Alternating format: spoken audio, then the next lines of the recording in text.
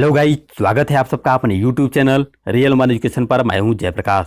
आज हम लोग देखेंगे हिंदी के महत्वपूर्ण प्रश्नों के बारे में और ऐसे प्रश्नों के बारे में देखेंगे जो कि आपके एग्जाम की दृष्टि से बहुत ही महत्वपूर्ण प्रश्न है। तो चलिए देर न करते हुए वीडियो की शुरुआत करते हैं। और उससे पहले आपसे एक रिक्वेस्ट है कि आप सब वीडियो को देख लेते हैं पर चैनल को सब्सक्राइब नहीं करते हैं, तो आप चैनल को सब्सक्राइब करने के बाद वीडियो को शेयर करिए और लाइक भी कर दीजिएगा।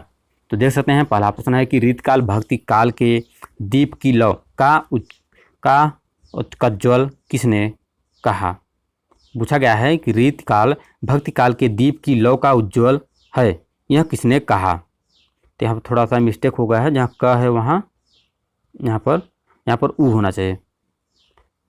तो चार ऑप्शन है आचार्य हजारी प्रसाद, दूसरा है आचार्य रामचंद्र शुक्ल, तीसरा है नामवर सिंह और लास्ट ऑप्शन है डॉक्टर नागेंद्र। तो इसमें से ऑप्शन नंबर आपका स बिल्कुल सही है, आचार्य रामचंद्र शुक्ल। और नेक्स्ट प्रश्न है कि कवित्त रत्नाकार किसकी रचना है। पूछा गया है कवित्त रत्नाकार किसकी रचना है। सेनापति देव, जसवंत सिंह भूषण। तो इसमें से करेक्ट आंसर आपका अ सेनापति। और नेक्स्ट प्रश्न है बिहारी लाल का जन्म किस सन में हुआ। महत्वपूर्ण प्रश्न है, आप अपना आंसर कमेंट कीजिएगा जिसको पता होगा। पूछा गया है बिहारी लाल का जन्म किस सन में हुआ। बहुत ही महत्वपूर्ण प्रश्न है, तो ऑप्शन नंबर आपका द बिल्कुल सही है, 1595 ईस्वी। और नेक्स्ट प्रश्न है कि रघुनाथ अलंकार किसकी रचना है। पूछा गया है रघुनाथ अलंकार किसकी रचना है। सेवादास, सेनापति, मतीराम, आलम। तो इसमें से करेक्ट आंसर है आपका अ सेवादास।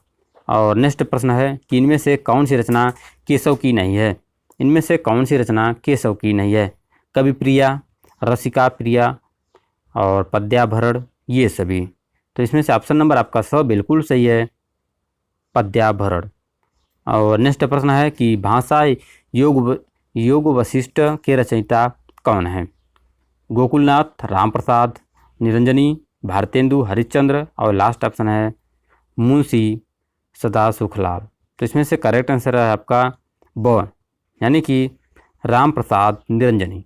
और नेक्स्ट प्रश्न है कि नए जमाने की मुकरी के लेखक कौन है। पूछा गया है नए जमाने की मुकरी, इसके लेखक कौन है। चार ऑप्शन है आपके पास, तो इसमें से ऑप्शन नंबर आपका द बिल्कुल सही है, भारतेंदु। और नेक्स्ट प्रश्न है कि हिंदी रंगमंच का जनक किसे माना जाता है। पूछा गया है हिंदी रंगमंच का जनक किसे माना जाता है। चार ऑप्शन है, देख सकते हैं। तो इसमें से आपका करेक्ट आंसर होगा ब, भारतेंदु। और नेक्स्ट प्रश्न है कि मैथिली शरण गुप्त, गोपाल शरण सिंह, गया प्रसाद शुक्ल किस युग के कवि माने जाते हैं। ध्यान से देखिएगा प्रश्न को। पूछा गया है कि मैथिली शरण गुप्त, गोपाल शरण सिंह, गया प्रसाद शुक्ल किस युग के कवि माने जाते हैं।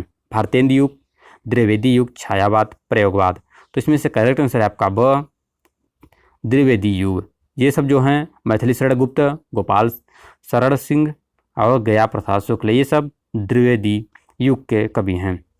और नेक्स्ट प्रश्न है राष्ट्रीय वीणा तथा त्रिशूल तरंग किसकी रचनाएं हैं। राष्ट्रीय वीणा तथा त्रिशूल तरंग किसकी रचना है। तो ऑप्शन नंबर आपका बिल्कुल सही है, गया प्रसाद शुक्ल स्नेही। और नेक्स्ट प्रश्न है कि वासदत्ता युग धारा तथा कुड़ाल किसकी रचना है।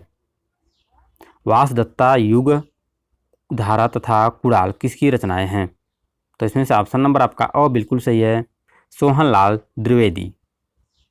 और नेक्स्ट प्रश्न है कि जब वेदना के आधार पर स्वानुभूतियों की अभिव्यक्ति होने लगी तो उसे हिंदी के में छायावाद के नाम से अभिहित किया गया। यह परिभाषा किसकी है। पूछा गया है कि जब वेदना के आधार पर स्वानुभूतियों की अभिव्यक्ति होने लगी तो उसे हिंदी में छायावाद नाम से अभिहित किया गया। यह परिभाषा किसकी है। तो ऑप्शन नंबर आपका अ बिल्कुल सही है, जयशंकर प्रसाद की।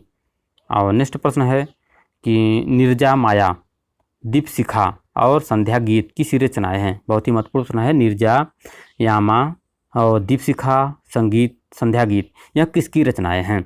निराला, पंत, प्रसाद और लास्ट ऑप्शन है महादेवी। तो ऑप्शन नंबर आपका स बिल्कुल सही है, प्रसाद जी की। और नेक्स्ट प्रश्न है कि छायावाद की बृहत्त्रयी में कौन सा कवि नहीं है। तो चार ऑप्शन है, इसमें से ऑप्शन नंबर आपका ब बिल्कुल सही है, दिनकर।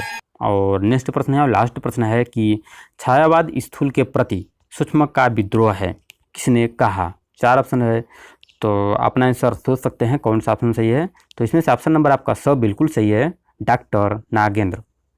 तो आपकी वीडियो आपको कैसी लगी आप हमें कमेंट सेक्शन में कमेंट करके ज़रूर बताइएगा, और नए हैं तो चैनल को सब्सक्राइब भी कर लीजिएगा। और मिलते हैं आपसे किसी ऐसे ही प्रश्नों के साथ नेक्स्ट वीडियो में। आज के लिए बस इतना ही।